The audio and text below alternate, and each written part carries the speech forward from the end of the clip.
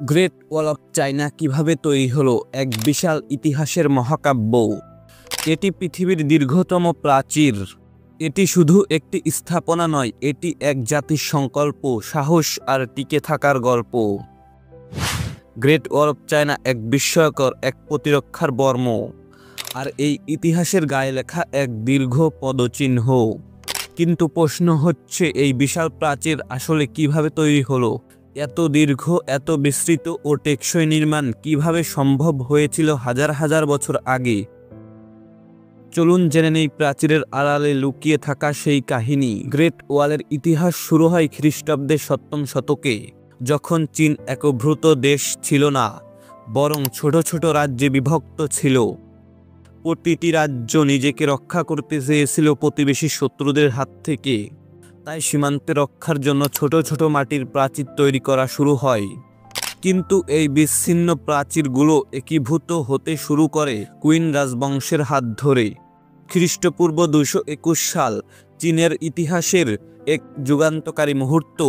সম্রাট কুইন শিং হাং প্রথমবারের মতো পুরো চীন একীভূত করেন এবং নিজেকে ঘোষণা করেন প্রথম চীনা সম্রাট।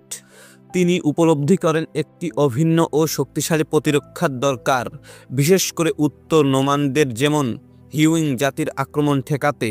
তখন জন্ম নেয় এক দুর্ধর্ষ সিদ্ধান্ত, বিচ্ছিন্ন প্রাচীরগুলো একীভূত করে এক বিশাল প্রাচীর নির্মাণ করা হবে, যেটিকে চীন রক্ষা করবে। এই প্রাচীর তৈরি করতে হয় দ্রুহ পাহাড়, মরুভূমি, বন ও নদীর মধ্য দিয়ে।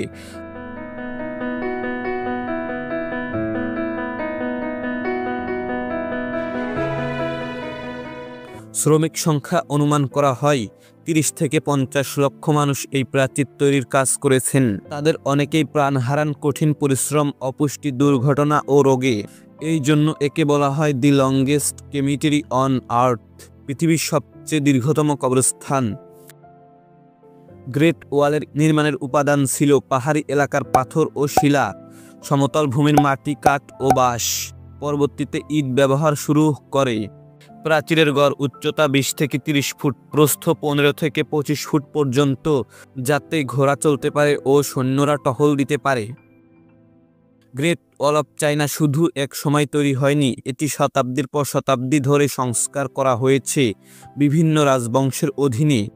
মিং আমলে প্রায় 8850 কিমি প্রাচীরের দৈর্ঘ্য, যার মধ্যে 6259 কিমি শুধু দেয়াল। তারা ইট, চুন এবং পাথর দিয়ে স্থায়ী ও সুন্দর নির্মাণ করেন। পাহাড়ের গা বেয়ে চলা সেই প্রাচীর আজও দর্শকদের বিস্ময়িত করে।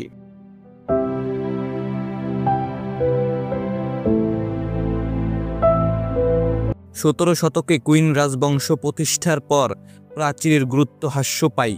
আধুনিক যুদ্ধশিল্প ও রাজনৈতিক পরিবর্তনে প্রাচীরের ভূমিকা কমে আসে। কিন্তু 20 শতকে এসে, বিশেষ করে চীনের জাতীয়তাবাদ ও পর্যটনের বিকাশে, গ্রেট ওয়াল অফ চায়না হয়ে ওঠে এক জাতীয় গৌরবের প্রতীক।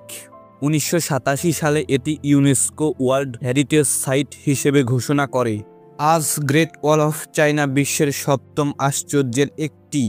এটি শুধু চীনের নয়, মানব জাতির স্থাপত্য, ঐতিহ্য এবং অর্থব্যবসায়ের এক অনন্য নিদর্শন। কিন্তু এই ছায়া আজও বয়ে যায় সেই শ্রমিকদের কান্না, যারা কখনো ফিরে যেতে পারেনি তাদের বাড়িতে। গ্রেট ওয়াল অফ চায়না শেখায় এক জাতির সংহতি, সংকল্প আর ভবিষ্যতের জন্য আত্মত্যাগের ক্ষমতা। এটি একটি দেয়াল, কিন্তু এর ভেতরে আছে এক জাতির হৃদয়। তো দর্শক, ভিডিওটি যদি ভালো লেগে থাকে তাহলে অবশ্যই চ্যানেলটি সাবস্ক্রাইব করে পাশেই থাকুন। যদি আপনাদের গ্রেট ওয়াল অফ চায়না বিষয়ে আরও তথ্য জানার ইচ্ছা থাকে তাহলে আমাকে কমেন্টে বলুন। আমি রিসার্চ করে নেক্সট ভিডিওতে আরও ইনফরমেশন তুলে ধরার চেষ্টা করব। ততক্ষণ পর্যন্ত সবাই ভালো থাকবেন। টাটা।